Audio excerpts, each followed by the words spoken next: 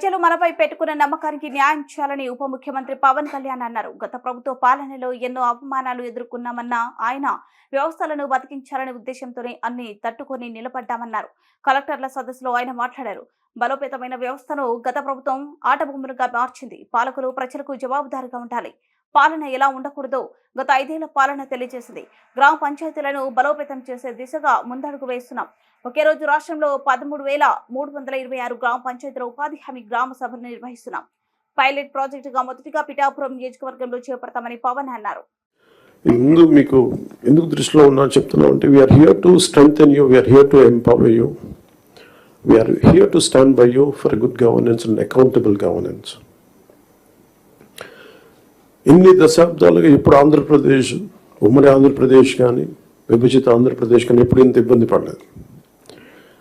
గత 5 ఏళ్ళుగా ఆంధ్రప్రదేశ్లో పాలన ఎలా ఉందో చూశారు. గతంలో చాలామంది నా సన్నిహితులు సహచరులు కొంతమంది చెప్తా ఉన్నారు, ఇదివరకు ఆంధ్రప్రదేశ్లో పనిచేయాలి బ్యూరోక్రాట్స్ అని అనుకుంటే ఐఏఎస్లు కానీ ఐపీఎస్లు కానీ ఎనీ సర్వీసెస్ నుంచి పోటీ పడేవాళ్ళం. ఇదివరకు ఒక మోడల్ స్టేట్గా ఉండేది ఆంధ్రప్రదేశ్. ఇప్పుడు కూడా మోడల్ స్టేట్ ఇన్ లాస్ట్ 5 yearsలో. హౌ నాట్ టు బి, ఒక రాష్ట్రం ఎలా ఉండకూడదో తెలియజేస్తుంది. ఒకప్పుడు ఒక రాష్ట్రం ఎలా ఉండాలో తెలియజెప్పింది, ఇప్పుడు ఒక రాష్ట్రం ఎలా ఉండకూడదో తెలియజెప్పిందని. So we want to bring back, to take it back to the old state of under the leadership of dynamic leadership of Honorable CM Sri Chandrababu Naidu garu. We expect you to bring out your best. This state has gone back by 20 years, 25 years, almost a decade back. State bifurcation నుంచి కూడా ఈ రోజు దాకా మేము నలుగుతానే ఉన్నాం. And this state's development is very essential for the integrity of this nation. ఎందుకంటే ఇక్కడ కనుక ఏమాత్రం కొంచెం సామాజిక రాజకీయ గొడవలు ఉంటే మనకు దేశ సమగ్రత కూడా ఇబ్బంది కలిగే పరిస్థితులు ఉంటాయి. ఎందుకంటే చాలా బాధల్లో ఉన్నాం. 20 years we really suffered post bifurcation. అందరం అవమానాలు పడ్డాం, ఇబ్బందులు పడ్డాం, స్టేట్ దాటి మళ్ళీ వచ్చాం.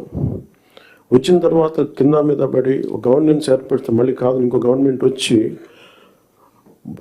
బోర్డర్లోకి రావాలంటే కూడా మమ్మల్ని అలౌ చేయని పరిస్థితులు, ఇవన్నీ తట్టుకొని దాటుకొని నిలబడి వచ్చాం. So we are very very committed to give a bright future for this state. All of us, ప్రతి political leader they think of demographic dividend.